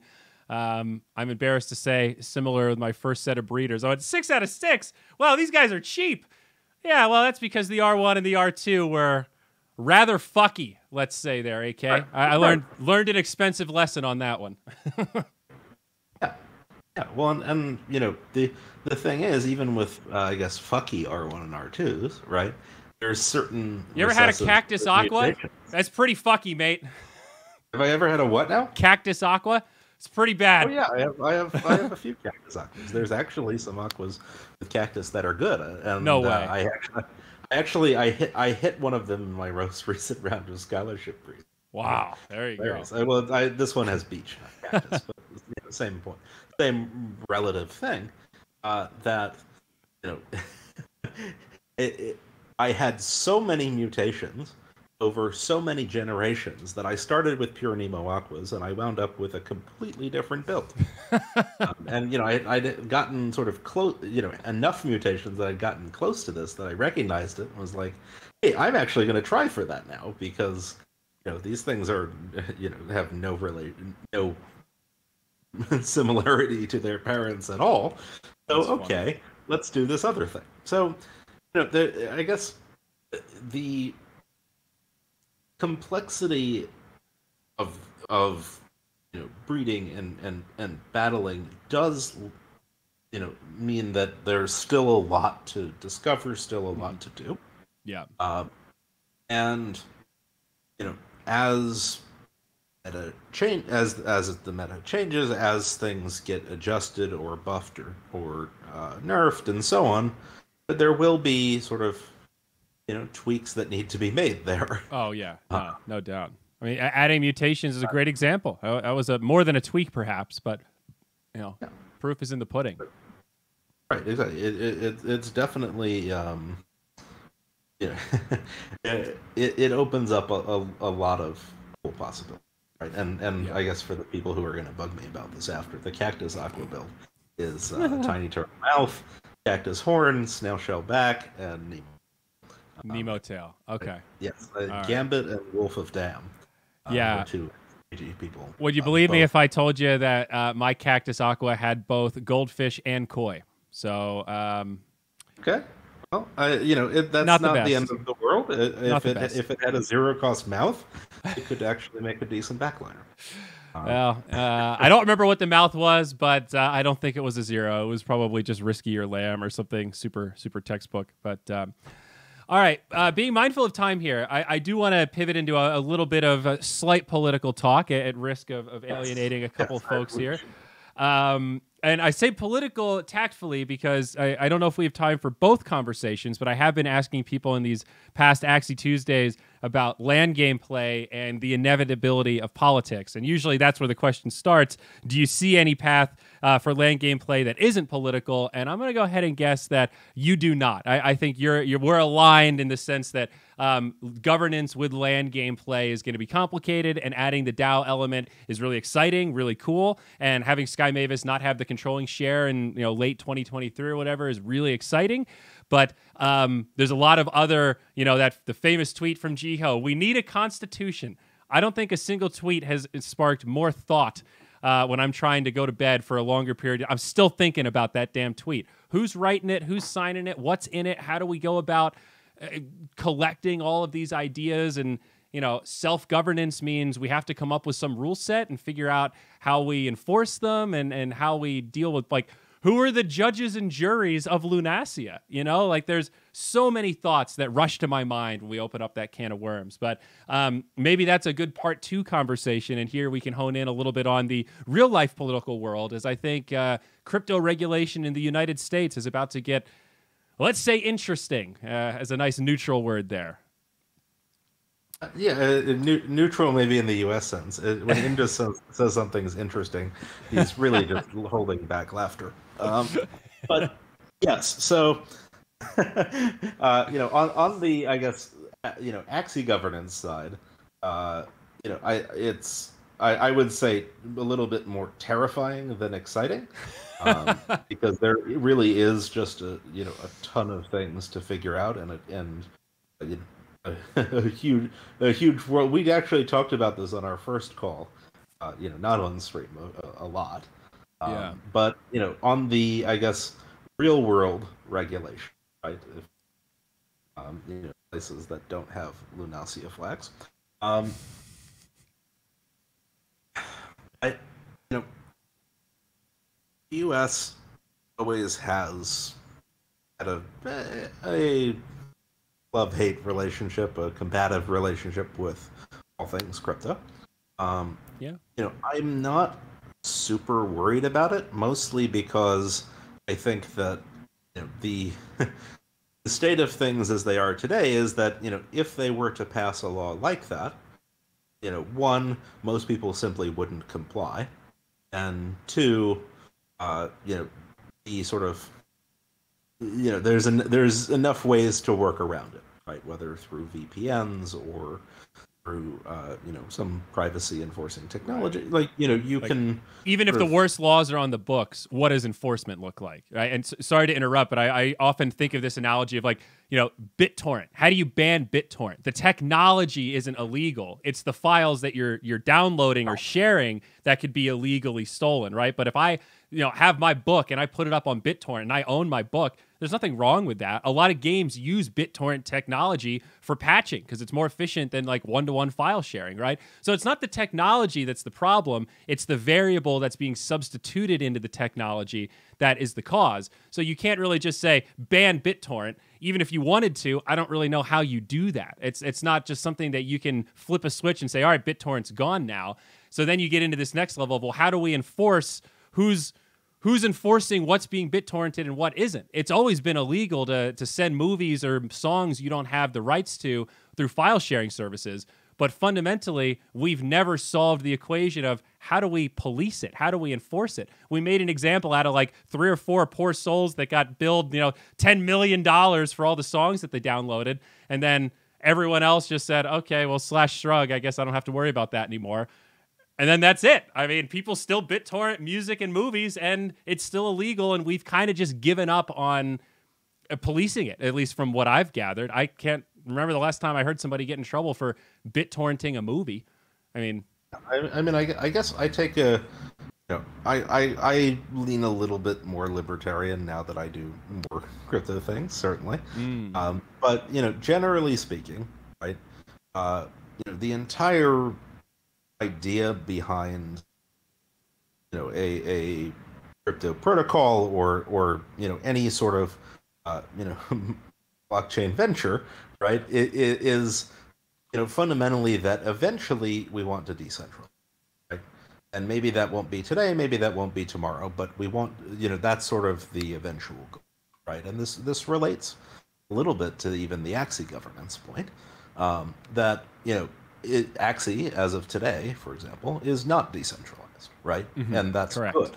Correct. And that's by design, because if Axie was decentralized, would you imagine trying to have a governance discussion about the Axis breed fee or about we're not ready. Too many cooks. Right, Too many cooks. Right. The game itself and the sort of conversations that need to happen are still at a point where you need to have a sort of core group of people who have the game's long-term interests and vision in mind, in charge of the ropes, right? Yes. And over time, they can pass those ropes, or you can open that up to other people who are, let's say, community members and other participants who share that vision and are willing to take on the responsibility of looking after these things, right? Whether that is, mayor of Lunacia or, is sort of, being the effectively the Fed chairman of Lunacia, right? Looking at all this data and trying to figure out what we kind of have to. Representative democracy works like it is efficient to a degree, right? So like I don't think it'll just be 100% pure democracy. There are moments where it makes sense to like, hey, I vote for this guy to discuss with this guy, and then it's sort of like it's like the agency thing. It's admitting like, hey, we got a problem here. We got to assemble a team of people that are well equipped to try to tackle the problem, and then we can vote on the various ideas that this group of specialists have to solve the problem, right? Like there are different ways you can tune that, but fundamentally, we kind of have to go down that route too. Right, because we can't have voting by, popular opinion. We can't have voting by mob. Yes. And, we like there, the idea is that, people who are, employed, even if in a decentralized sense, right? They're equipped for, and their job is to manage these things and to push their component of this world forward. I can't wait for our first vote of no confidence. Well, I mean, no confidence is actually a tough one, because it means that there's a strong disagreement, and somebody has gone against that and acted against the public interest. So I hope, in fact, that we don't need to have very many. Hopefully not, but to be arrogant to say we won't have any, perhaps. We certainly will, but the hope is fewer of them. Yeah, fair. The real world regulation impacts this as well, because you want to reach a point eventually where, real world regulation doesn't necessarily have a huge impact on, the the trajectory of the game and the and where things are going, and where an 87-year-old can't fuck around in Congress and just blow shit up. Right? Yeah. I guess, yeah, like we have some, it's nice that we have some controls built into our universe programmatically, right? Like there are certain things that we don't need a police force to subjectively enforce, where if we all agree, some things can be enforced like programmatically by code, right? An easy example, if we all agree that scholarship funds should have a minimum percentage, we can build a system into the game client that has a minimum threshold there, right? It can't go below 50%. That's just a programmatic control that nobody has to enforce. We just enforce it by code. Not everything can be enforced by code, right? Some stuff is still left up to the human element. Advertising is the big example that I keep going back to on this podcast. I think we all agree that there will be some advertising element in land gameplay, right? That's a key part of the SDK. And hey, I have an event, I want to be able to advertise it in the land space somehow. But what are the limits there? I think all of us are like not okay with illegal services being advertised there, or like blatant pornography or something that's just really intrusive and not appropriate for the environment that we have. Who's the regulatory body that gets to approve advertising? It gets really granular really quick. Right. And enforcing sort of a moral standard. Yes. Right? Yes. If I want to advertise, or let's say, I'm actually not even going to give examples, but in enforcing any sort of moral or community standards is something that is tricky. Right, it's tricky, and it needs to be done carefully, and ideally, you want to be able to have a small core group of people who make and guide those decisions, even if they're guiding them on behalf and representing a much larger group. So, where all of this comes back to, right, is that U.S. regulation is scary, yes, because it will have an impact both short term and will potentially force people to move, let's say, innovation or things that maybe could run afoul of this these rules, this legislation, outside of the United States. Right? That's scary and sad to me because I like being here. Right, yeah. My friends are here. I was born here, and I would like to be able to stay here. Right, if the things that I'm doing and my occupation and my livelihood is illegal or not supported here, then yes, I would have no choice. Right. I very much want to avoid that. I don't really feel dissimilar from that, where I got into an argument with somebody on Twitter maybe last week or the week before, and one of the tweets that really, I think it was Elizabeth Warren talking about the regulation stuff, and somebody framed a really good question in the interview about how this is like, early internet, and that we have to be really careful to get the regulation right so that we don't stifle innovation. Thought it was a really well-framed question, and she just immediately pivots to, we need to do to crypto what we did to medicine. It's like, what? American healthcare is awful. What? Whoa, no. We don't want to do anything like that to crypto, please. Right, please do anything except this might be the worst analogy you could have stumbled in. And then I tweeted that, and somebody responded like, well, everything she said makes perfect sense. What's your problem with this? And I basically said, listen, I'm not against regulations. I'm against bad regulations that make problems worse. Just like I'm for taxes in general. That doesn't mean I agree with every single aspect of the tax policy, right? I'm pro-regulation. I'm not pro every single regulation. And the person responded, what do you mean? Regulating stuff is easy. You just pass the laws. And that was where I just dropped out of the conversation. It was scary to me that, and this is somebody who has a reputation in the industry. I could pull up the tweet right now if I wanted to. I don't necessarily want to dox them, but you could probably go back and find it. This is a real person with a real job that works in the industry. It blows my mind that people genuinely believe that statement, this sentence, regulation is easy. It is not easy. Governance is not easy. I mean, regulation itself is easy. Yes, sure. You just pass the laws. What you do with them afterwards, or what in the law. Like, meaningful regulation I could pass a law and say that you're only allowed to eat yogurt with a spoon the size of a rocking chair, right?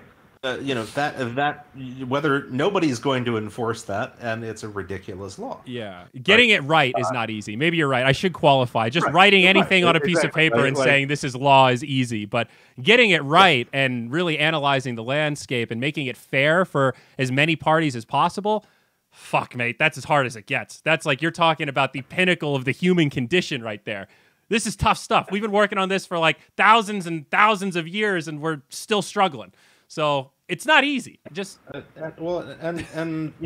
think I guess the looming threat of U.S. regulation is forcing important conversations, which is a good thing. And I guess one of the reasons or benefits to sort of existing as a decentralized game, decentralized organization over time is that the impact of any one of those, of any one country or any one group deciding, hey, this is not okay, gets diminished over time. Right. And so, what may be scary now is a little bit less scary in the future. Yeah. So it's really, I guess, I think that the, U.S. regulation is concerning and scary for both myself personally as well as for crypto more generally. Right? Yeah. But I think that it also sort of forces these important conversations about, hey, the kind of the whole reason why we're using this technology or one of the benefits of this technology is that we may not necessarily need to be as scared of this over time, right? Yeah. And things that are already decentralized or on their way may be okay, and things that are not, maybe were not great fits in the first place. Well, and the problem is that when you do this too soon, as you said, it stifles innovation, and you don't allow everything that could or should reach that point of sort of being sufficiently decentralized and owned by the community and so on. Yeah. To reach that point, because it's not a switch that you flip over. I guess for all the worry here from, I might not understand this entirely right, but it sounds like the real scary part about this U.S. bill that everyone's talking about right now is the lack of clarity. It's basically just sweeping authority for regulators to kind of come in and regulate things however they see fit. And I think, is it 2023 supposed to be when like there's a gap after, if this goes through, they have a lot of time to like figure out the regulations. So there is a world where during that time, the right groups get in and pressure them the right way, and it's not that bad. But in its current state, I think we're all scared because there's a lot of trust going into the like, all right, well, y'all just gave yourselves like a blank check of power. So we're all just along for the ride. Fingers crossed y'all don't mess it up. And based on our track record recently, not feeling so hot. I think that's really the source of the current. It's like the uncertainty is even more scary than knowing what the bad regulations are. You know what I mean? Well, I mean, just as an example, right? The uncertainty around, let's say, how the U.S. tax code deals with Axie-related things is 1,000 times worse than if there was a clear, well-established series of guidelines to follow. So, yes, uncertainty is where it's scary and challenging. Yes, and, yes. Where I think that's when fear starts to set in. Unknown causes fear, and that's fear leads to irrationality sometimes. What's the Yoda saying? Something to hate. Right. Like I don't think there's necessarily. I don't think the sky is falling. But I think that it would be, it's a poor decision to, give one country one set of regulators sweeping authority to do whatever the hell they do. Yeah. It's scary. That's really scary. Like, I would love to see, I guess that to be that at least sort of reined in a little bit. But at the end of the day, I think that the U.S. is also one country. We have a lot of impact and influence over the world, and particularly the financial system. But the at the end of the day, we it just means that we want to work towards this sort of more decentralized governance model. I think you're right. A little bit sooner than maybe it definitely helps insulate. In and of itself is scary to me, because there's really there's a lot of open questions, and trying to make sure we don't reproduce the same level of, let's say, incompetence and poor design that we see in the real world, in a virtual world. Just reread Animal Farm, mate. It's too fresh in my mind. It all starts like a paradise and it goes downhill real quick. It's so delicate. So delicate. Exactly.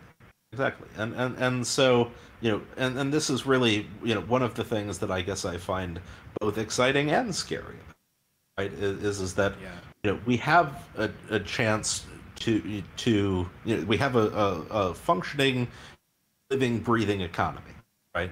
That Sky Mavis is making decisions or making adjustments to try to balance the economy currently.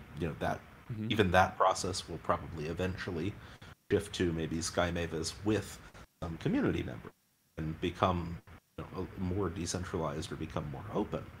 But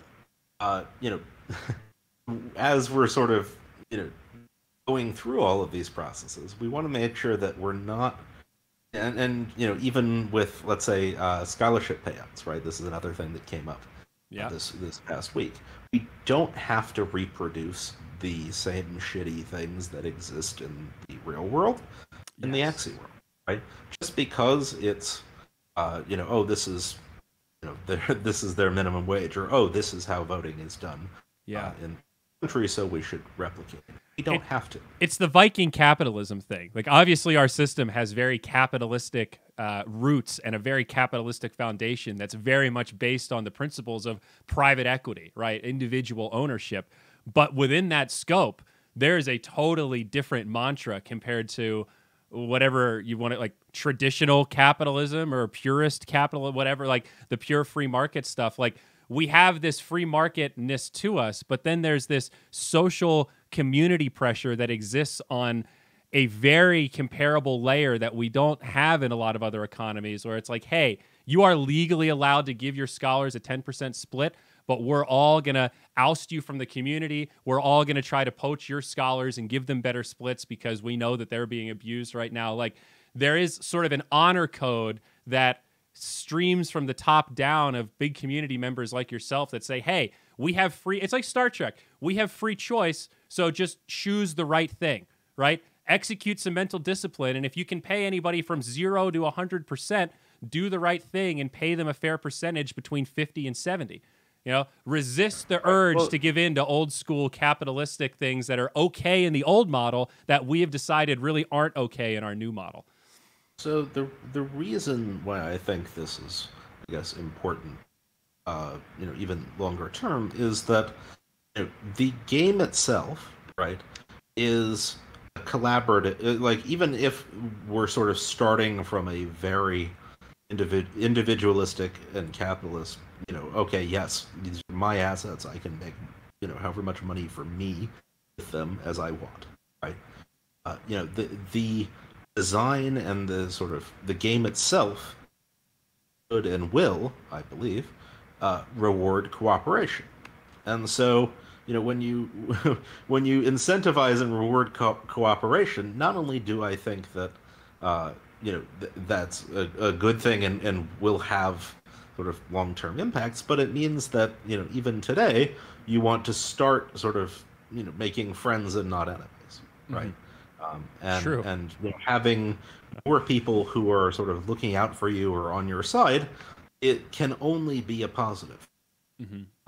And so, it's also sort of a more long-term investment in the people and in sort of your position in the community to, to be able to share that upside. And it's not a particularly, I guess, difficult thing to do in the sense that, you're still, you know, from a financial perspective, still doing very well. Right, right. Um, Yeah. but because it's a game and because there is this sort of community element, it is possible to enforce some of these standards, and it is possible to incentivize people to, to cooperate. Well, and one of the key differences too, because I hear people say, "Well, is this good that you've got all these people now just like hooked on this income source? Aren't these just like I hate to use the word like digital slaves?" And it's no, because the model is percentage based in most cases. All the good scholarships, how often do you hear stories of people that started as scholars make enough to be able to buy their own set of Axies, then they're their own manager, then they're able to buy that second set, that becomes their first scholar, from scholar to manager, right? The idea is that you don't stay a scholar for the rest of your life. The idea isn't that you make the bare minimum so that you can eat and then you have no wealth accumulation.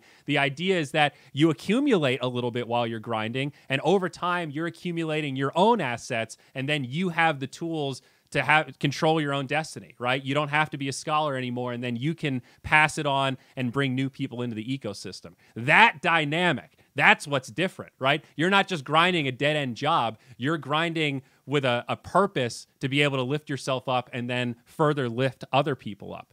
That's it right there. That's our magic. Even from a self-interested perspective, it's still rewarding because, the game itself will reward people who are collaborative rather than combative. And so, I do have some scholars who, graduated and started their own programs, right? And, I would I would count on them to, let's say, defend my castle in land gameplay, much more so than if I had, kept them as a scholar at 10%. Yeah. Right. Yeah. There's some additional game theory there that I think people sort of overlook, particularly Definitely. in the, your time frame, or, your time of reference is only a couple months. Mm-hmm. So yeah, I guess I think that all of that comes together when we are suddenly trying to govern this digital world in some way. Think long term, not short term. Think about your long term allies. Where survivors only 40 days on the island. We're here for 40 years, man. All right, you got to play that long game. You got to think strategically about these alliances. Some of those burned bridges, you might want to be able to walk back across that bridge a few years from now. Right. Well, and at the end of the day, right? Ideally, the market will, over time, shift towards those people who are, who are thinking that way, and who do sort of offer that more, I guess, partnership approach rather than just the sort of, extracted. Yes, that's a great framing. That's a great framing. Yeah. So because yes, a scholarship is a partnership, right? Yeah. I couldn't make even 1/100th of the SLP that I do if I was trying to play all on my own. Right. No. So it's a partnership. I mean, my share has always been 35% to myself, and I started at 70/30, went to 65/35, and have stuck there, for Okay. 8 months now. But yeah, I think the the value of a team, right? Even when that goes up, or even when it costs more to create a team or create a scholarship, right? The reason it costs more is because the components that are being earned also cost more, or also are worth more. Right. Right. And so, because of that, it's really, the sort of, when you look at it in terms of percentage return, instead of, I'm putting in, let's say, $1,000 and expect to get this amount out, Even then, it's still is very rewarding. I think Number you can one, pretty safely, like, if you invest in a decent set of Axies, just like kind of middle of the bell curve, you can 5x inside of a year pretty easily just by grinding SLP. And that's like 5x is conservative of you're not even playing every day necessarily, maybe not hitting caps. Like that's a pretty serious return. I mean, you're hard pressed to find that in the stock market over the course of a year. That's for sure. yeah, no, I mean, there's that component, and there's even just the fact that, as we said earlier, right, the entire, I guess, point and the entire benefit of Axie itself is that even when you are lending out Axies, they're still yours, right? Yeah. And you haven't given up the right to that Axie. You haven't given up, on selling it, and you'll still be able to sell it in the future. Yeah. So, all around, I think, that trying, one of my, I guess, personal goals has been trying to, bring on and share that view with more of the newer community, and that's hard to do and frustrating to do. It's a slow process. Yeah, exactly. It's a slow process, and not and if we're being honest right now, the sort of more short term approach is being rewarded in a way that I think hopefully will be less so. Yeah. And I'll yeah, like given the choice to to enforce this in some way, right? I think that's where Sky Mavis is in a tricky spot, right? Because they can't necessarily endorse scholarships. They can't necessarily even say, hey, we think this is right and fair from a from a legal perspective. And so instead, really, you need to be able to offload this to the community, to governance, and to sort of third party that can sort of enforce a set of standards and make sure that the people who are sort of playing and involved are doing the right thing. Yeah. No, totally. It's all amazing in terms of being a live experiment. And I think that's the part that has me so hooked. And as you said, it's both scary and exciting at the same time. And like any good gamble, any good wager, that risk is kind of what makes the payoff worth it. And if we knew that this was 100% going to work out and that everybody playing right now is going to be a millionaire, we'd still play, but it would be a little less thrilling. And knowing that there's challenges, knowing that there are spots where we could fail and that we have to constantly, work hard, keep our eyes up, and be aware of all those pitfalls and try to navigate them. Like, that is an exciting challenge to me. This building is hard, but it really is satisfying and exciting, especially when we get it right. So I don't know, man. I just feel lucky to be a part of this community and have found it when I did. I mean, you've been here forever. I've only been here for 4 months or so I've lost track already. But it's just been mind-blowing to see the layer of interconnectivity from a community level, how welcoming everybody is and how much everybody cares about. It's like if we're building this nation from the ground up, everybody seems to abide by why don't we just build it in its best form possible? And that starts locally with me giving a shit about my actions. That's amazing. Like, that's really hard to reproduce in real life. And the fact that we're doing that it's mind-blowing, man. It really is. Yeah, no, it's very cool, and I think that is a really nice way of framing it. Right, is that there is sort of this community collective goal of that we don't need to sort of copy paste the same shitty things and the same sort of things because maybe they don't work. Right, we get to start from scratch, which is both a privilege and a responsibility. Yes, a lot of power involved there. So we certainly have to respect the power. AK, I'm coming up on my hard stop. I know that you and I could say you get a couple of beers flowing, and I'm sure we could be here for another 2 hours. So maybe we'll save it for another time. I'm sure you're busy. I'll let you get to it. But thank you so much for giving me some of your time and sharing your insight with all of these viewers. Big thanks to the Blockchain Gang as well for that big host. A couple thousand viewers right now.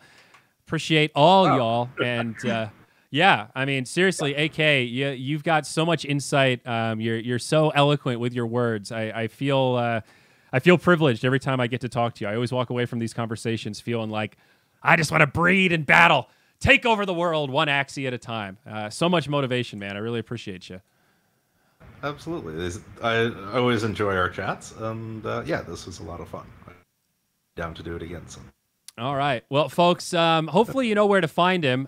Twitter is the main place. How do you say your Twitter name? Is it AKs Axie? Is it VS? Yeah, that works. I actually need to probably change it just to like AK or something. But yes, I exist on Twitter a fair amount, and then Axie Chat Discord a fair amount. Oh, yeah, and Axie Chat tonight, gang. It's Axie Tuesdays, so this is just the prelude. I think the other streams start warming up pretty soon, so support the cause. Unfortunately, we got to run a couple ads here, but then we're going to host somebody, and then y'all get a couple hours off before Axie Chat tonight. Baranar and Enjoy back at the helm. Big fan of all the work they've been doing over there. Shout out to the Axie Chat guys. But I think that's it. Any other shout-outs or closing words, AK? Well, just to my scholars, I don't know if any of them are still awake, but thank you for being with me. We're going to be coming up on our 1-year anniversary on September 7th, which is time incredible. Flies, man. Make sure you take some time to appreciate it, because time is passing at an insane rate right now. I mean, I feel like I'm going to be at my year anniversary in Axie before I know it. Like, I'm going to blink and wake up and go, wow, a year just went by. I feel it happening already, which is an amazing feeling, but a little bit scary. We're going to be old dudes before we know it, man. Yeah. No, I've always been a little bit old at heart, at the least. Same. Maybe that's why we get on so well. Yeah, exactly.